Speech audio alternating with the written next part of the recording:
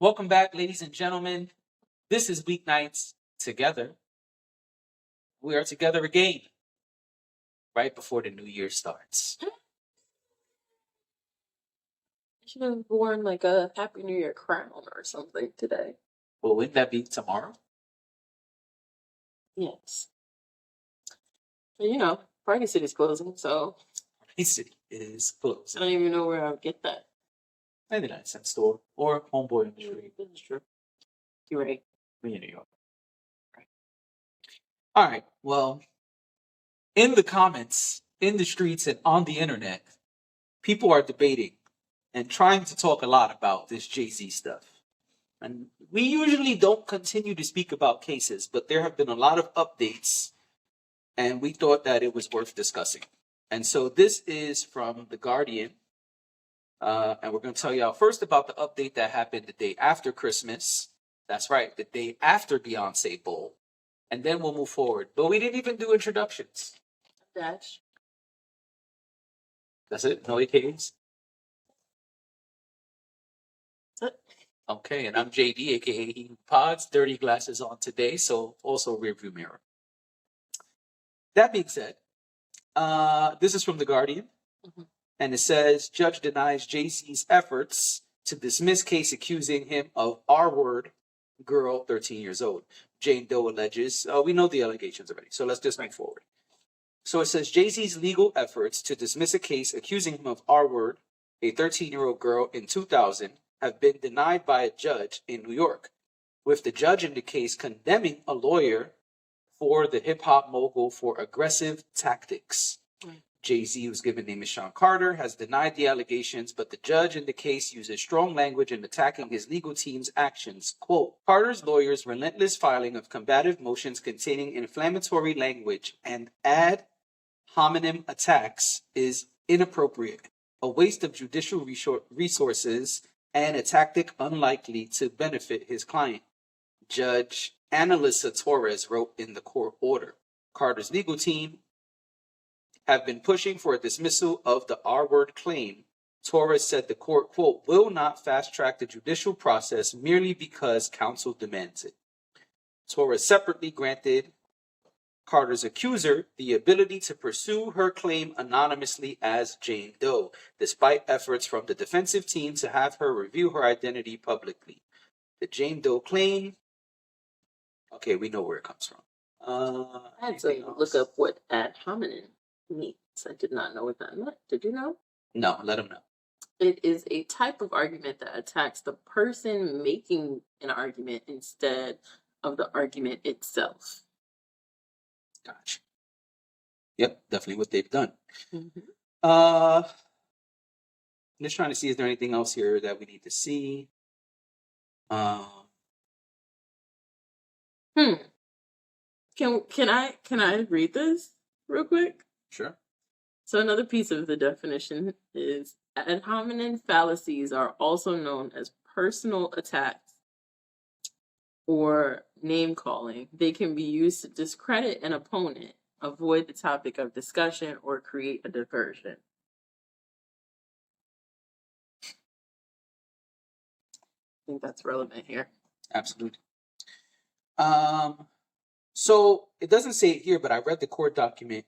And so basically the trial, the case is moving forward. I did read in the court document itself, which has been released. A lot of this stuff becomes public once you yawn, once the court files it.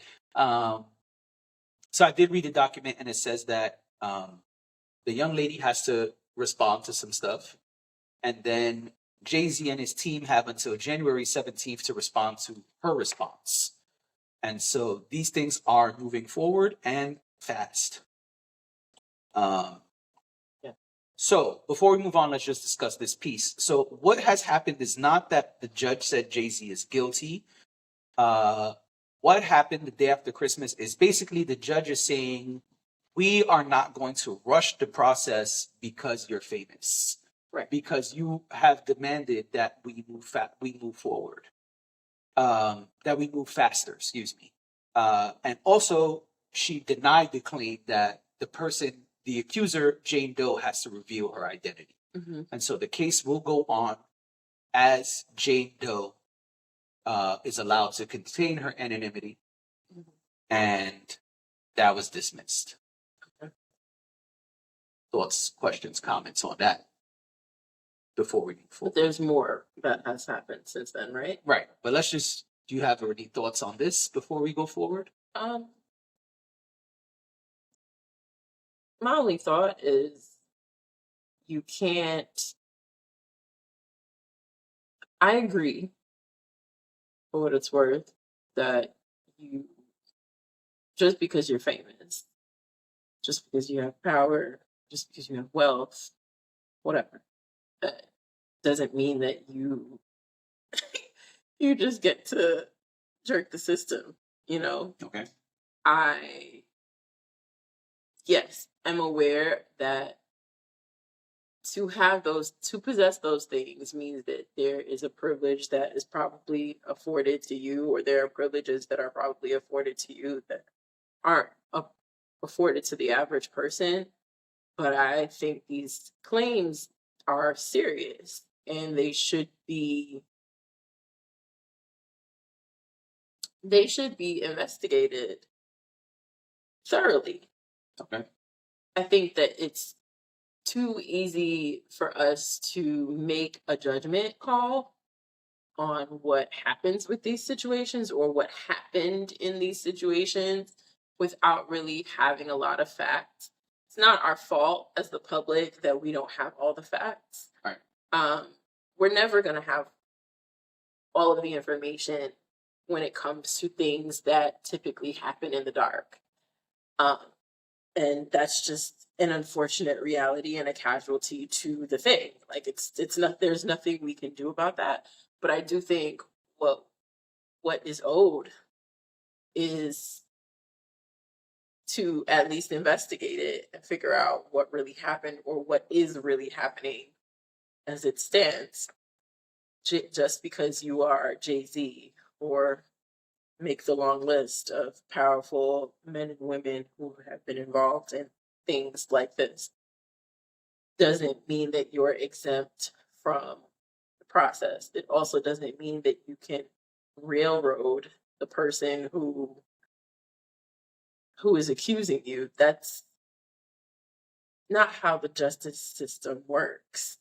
So I think it's perfectly fine that the judge wants to continue to kick the can on this, and at least you don't want to be the judge who made the wrong call either. Okay.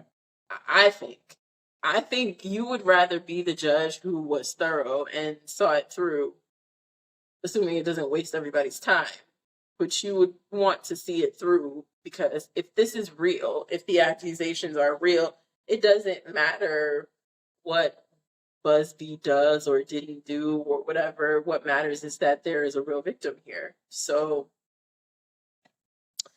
that's what I think about this. I feel like see it through. Okay. I don't agree with just shutting it down because Jay-Z said so or because Jay-Z's lawyer said so.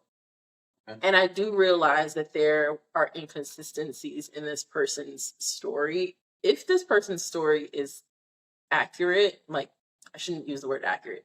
If this person's story is correct in that this really happened, I don't know how old the person is right now, but they were also... Well, they're our age. 13 and 2000. So they're alleging that they were 13 at the time. I can see an argument from that side where that person was 13 and the details at 30 something could be fuzzy. It doesn't strengthen their case in any way, and I'm not saying that it does, but I'm just saying that I understand how from being a 13-year-old to now and then having to recall every detail that happened may not always be accurate. Got it. I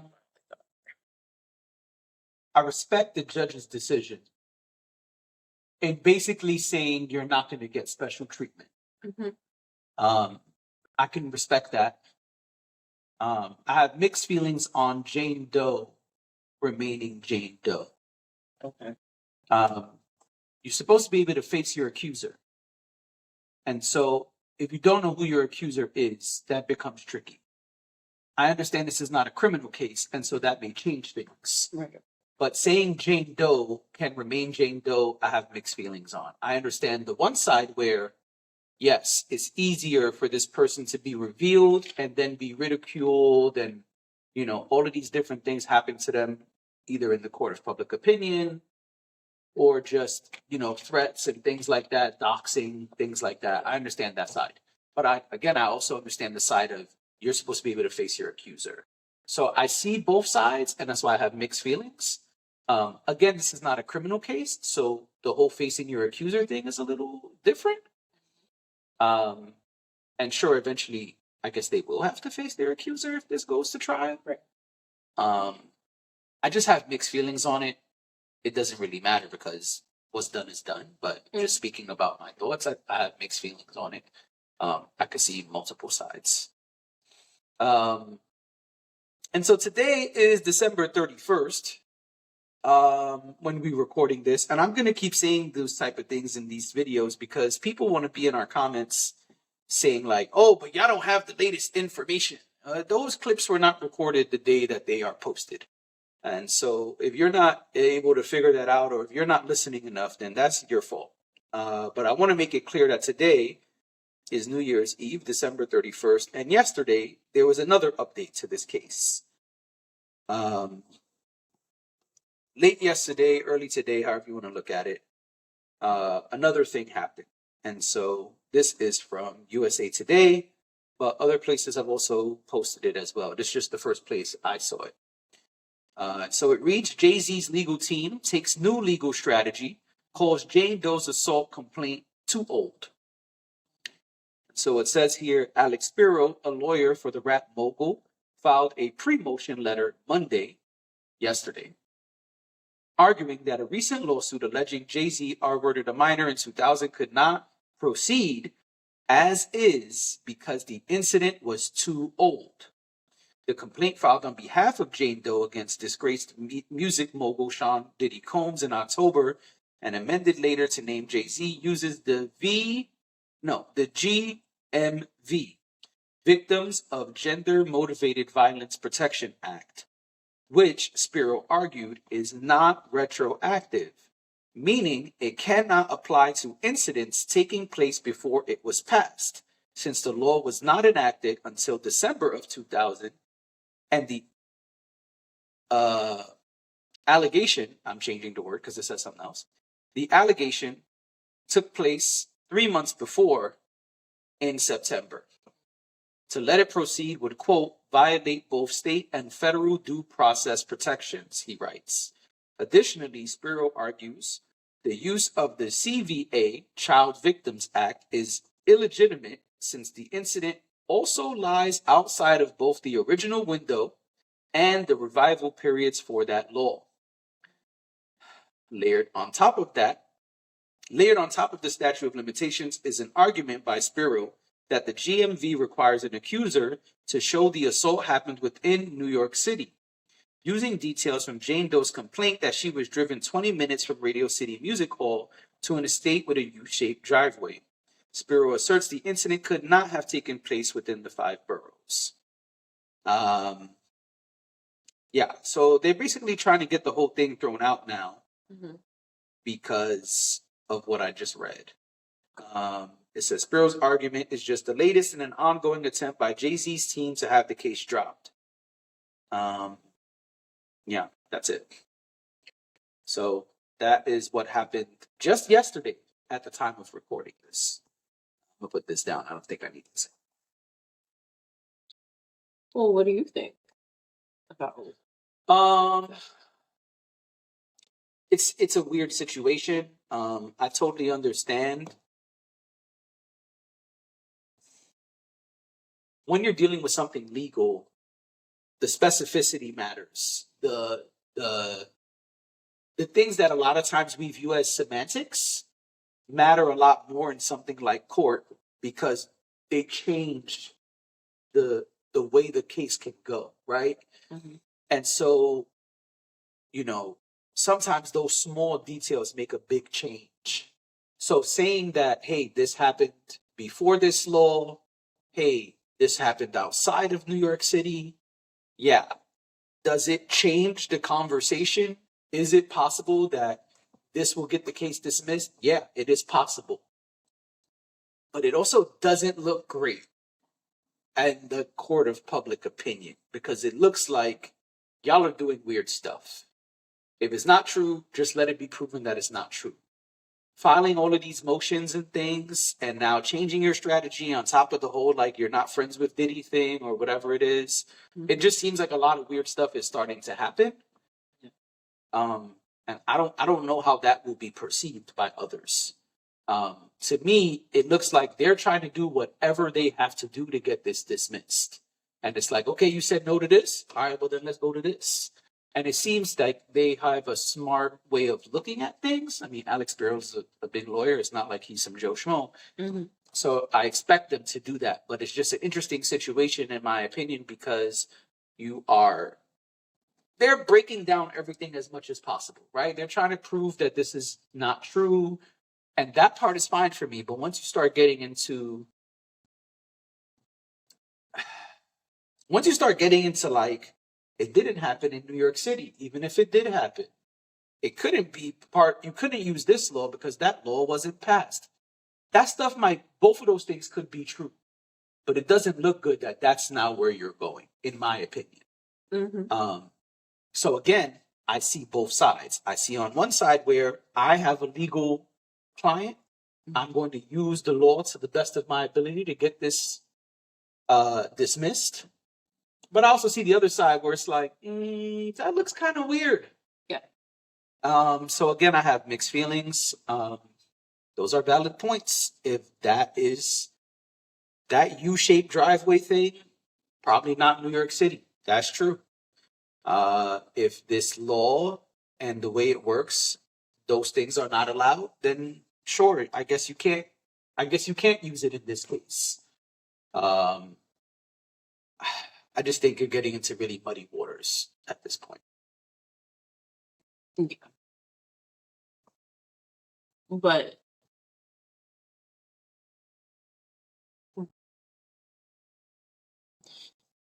I guess my question is, so they're not considering, I think this is an off-pod question, but so if I'm understanding correctly, they're specifically speaking about Manhattan? New York City. Because New York City could be any of the 5 boroughs. Right. And because I know off pod, we had listened to Breakfast Club. And they were saying that 20 minutes away, there are no houses. But I guess my question is that totally true? Because there are houses in other boroughs. There just may not be houses in Manhattan, but there are houses in all of the other boroughs. So depending on where you are, well, now they're looking at Radio City Music. They're talking about Radio City. I don't know. I'm not trying to make an argument for them. I'm just trying to process it in my mind, because when people say New York City, I know to a lot of people outside of New York City means Manhattan.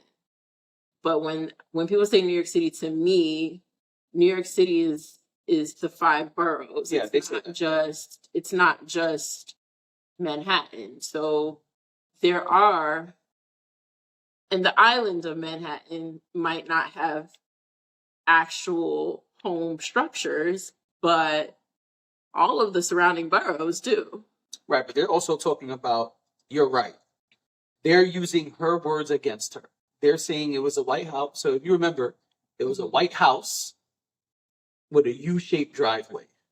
And they're saying nothing in the 5 boroughs fits that. In the Breakfast Club video, they were saying that It could be New Jersey. It could be New Jersey. They went into like what homes did he own at that time and right before that.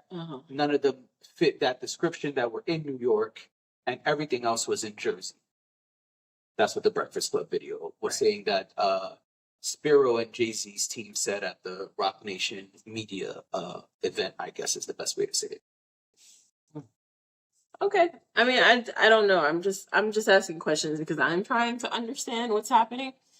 And that's where I'm at with it. Like, I'm just trying to understand what's going on. This feels very much like, I don't normally use the term gaslighting, but this to me feels like on the Jay-Z and his lawyer's side, there's a lot of gaslighting going on, and it seems like on the other side of it, there's discrepancies about what is going on. Like there's mixed information that is not completely making sense.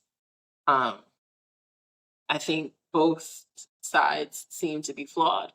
Okay. And that's why I'm making that point, because to me, none of it, I can't make sense of any of it. Why do you think Jay-Z's side is flawed? Because like I said, I feel like this is a way to gaslight into, I'm not saying that Jay-Z did whatever he's being accused of, just so we're clear. Okay. What I'm saying is, I do think that the strategy here is diversion. The strategy here is to distract, and the strategy is to make it less about what he's being accused of and more about discrediting not only the lawyer, but also the accuser. No, but that's part of how you do it in the legal eye. I understand that. But we're in the public looking at this. So I get that these are legal tactics, and I'm not saying that legal tactics shouldn't be used, but I'm saying the way it comes across is like they're just trying to distract away from the real thing. Why? I don't understand why you say that. What do you think? What do you think they're distracting from? Because this new thing says it couldn't have happened in New York, even if it did happen, based on her story. Right, and there's a lot of even if it did happen sort of conversation starting now. So now you're saying even if it did. What does that mean? Did it happen?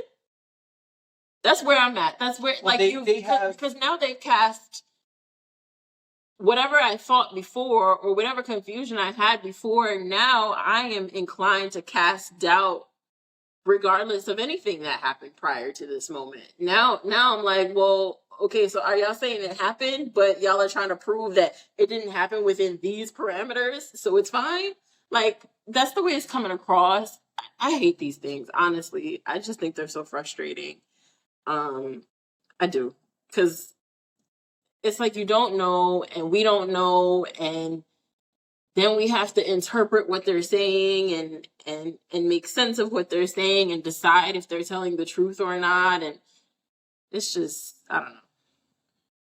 I understand what you're saying. I think, one, Spiro has said multiple times, my client didn't do it. We're trying to prove that he didn't do it. Two, I think when it comes to these type of allegations, what's wrong? It's sliding. Yeah, no, it's fine. I was like, is it moving? It's alive. Yeah. It's still moving. It's going to keep moving. That's so weird.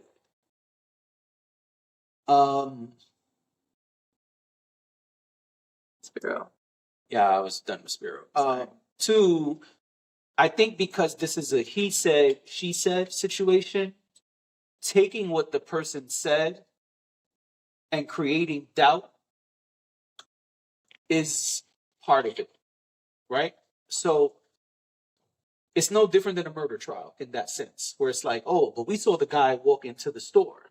It's like, but did you see that guy walk into the store, or did you see a guy walk into the store? Right.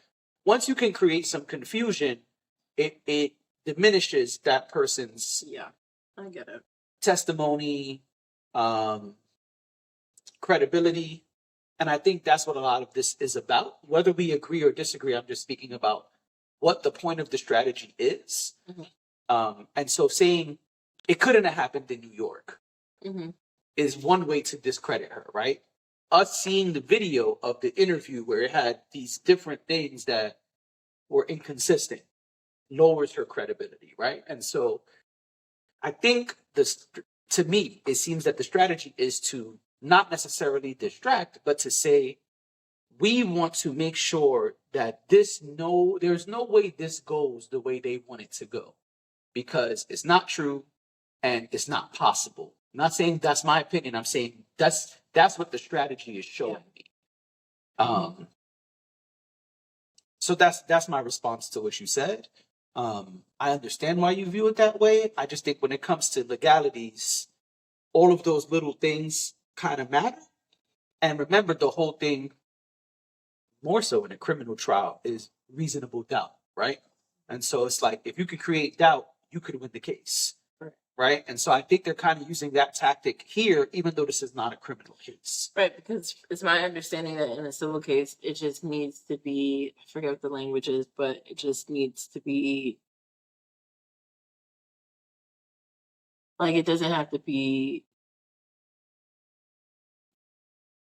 beyond a reasonable doubt. It just has to, something like the most likely possibility. It's something like that. I know that's not the exact language, but...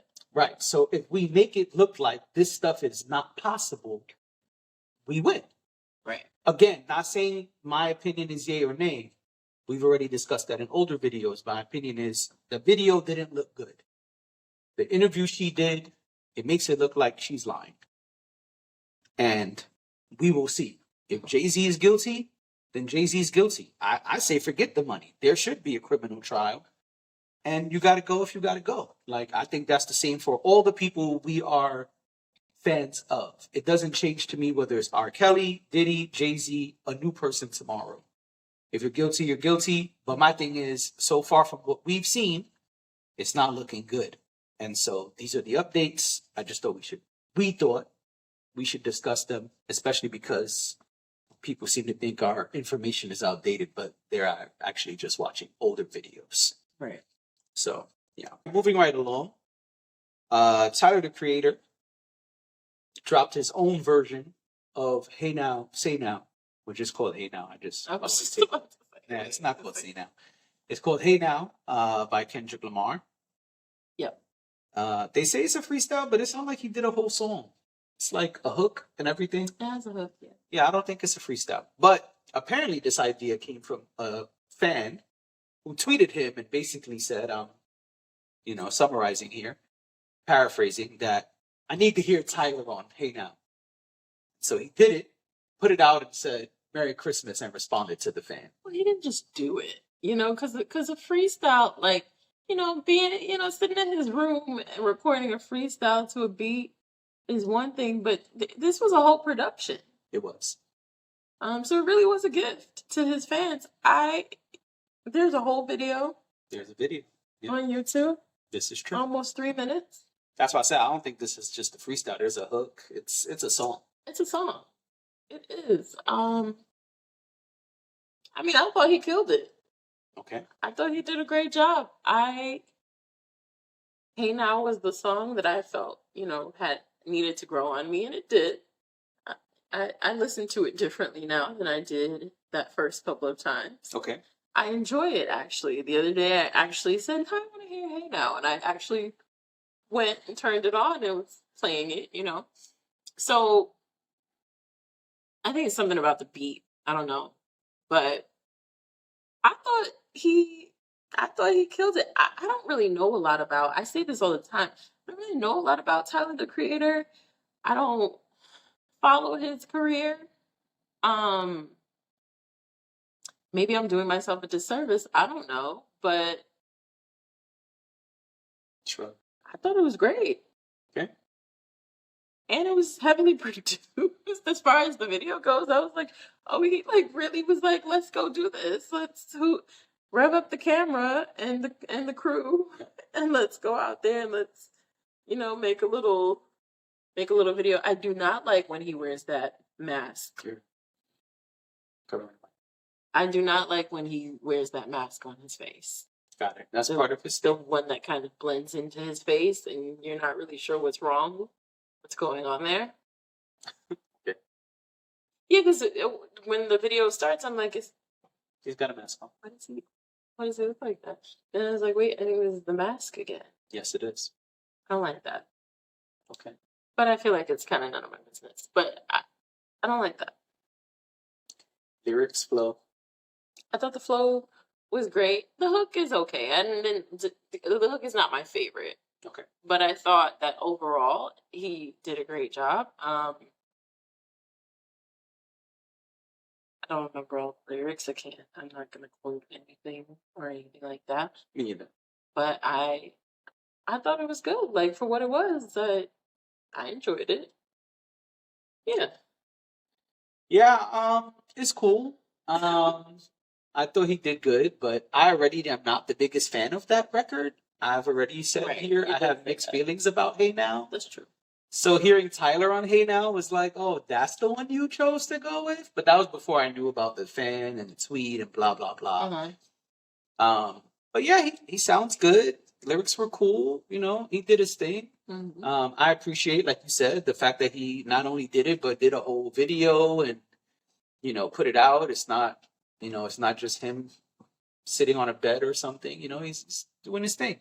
I appreciate that. I know the mask is part of his shtick, so I don't care about that part. But it did catch me off guard at first. I too was like, hey, what's going on right there? And I was like, oh, the mask. Right. I got it. That's the mask. Okay. It's called That Guy, by the way.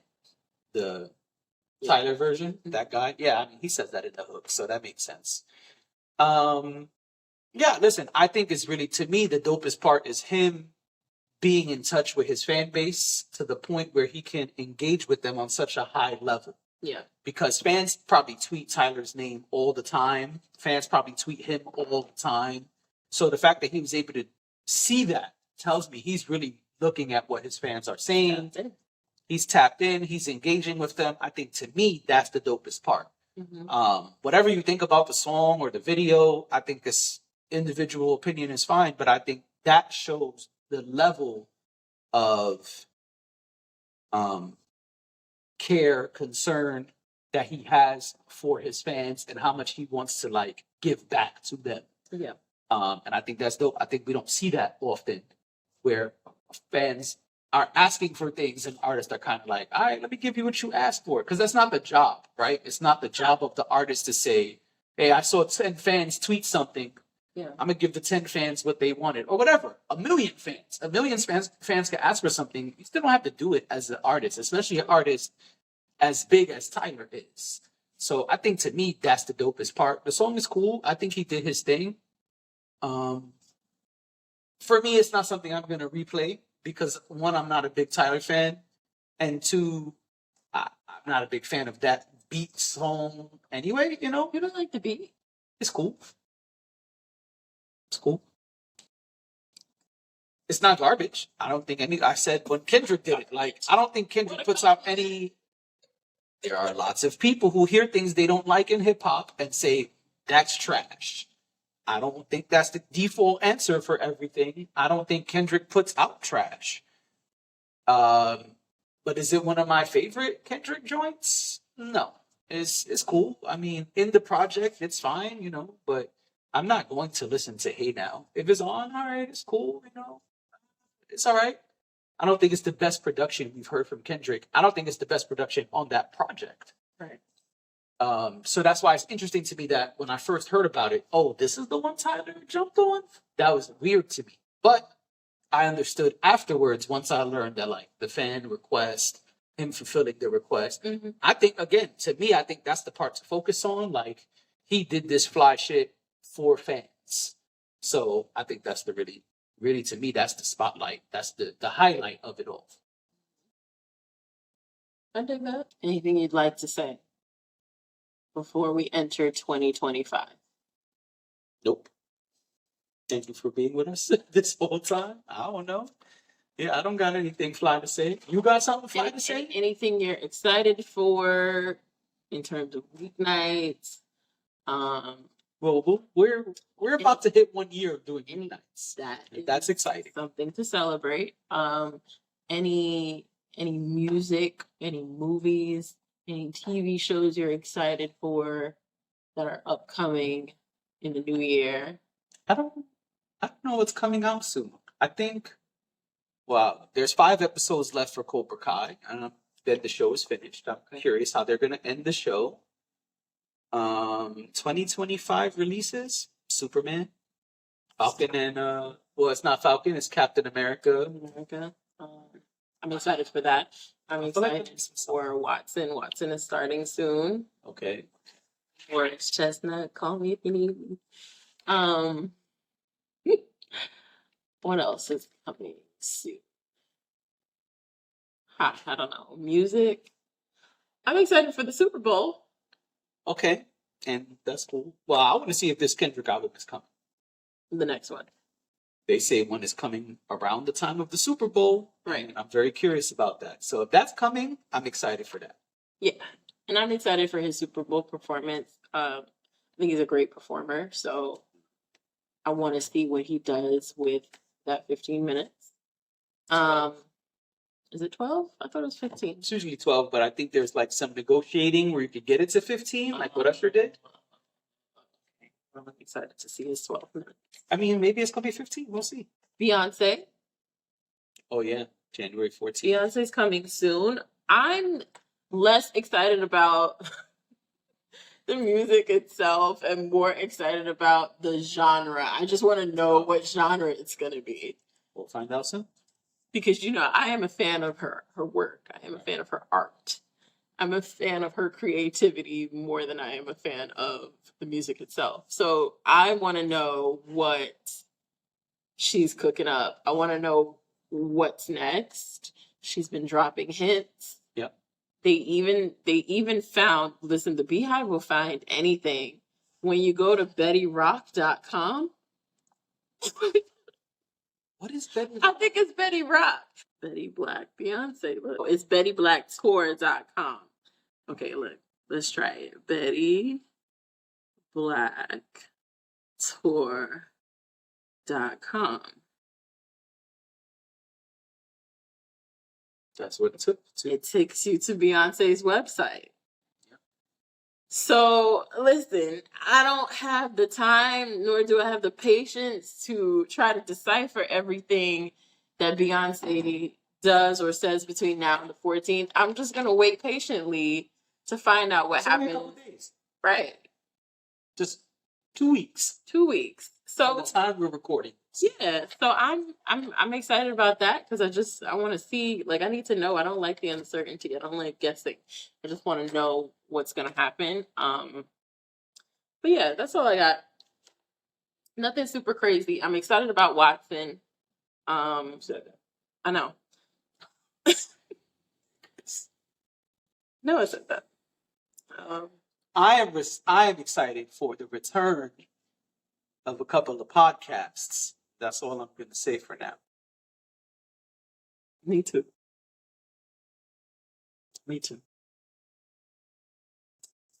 And with that being said and understood. Thank you for being here. This has been Weeknights. Thank you for rocking out with us for 2024. And thank you for rocking out with us if you made it this far into the episode. We will see y'all in the new year.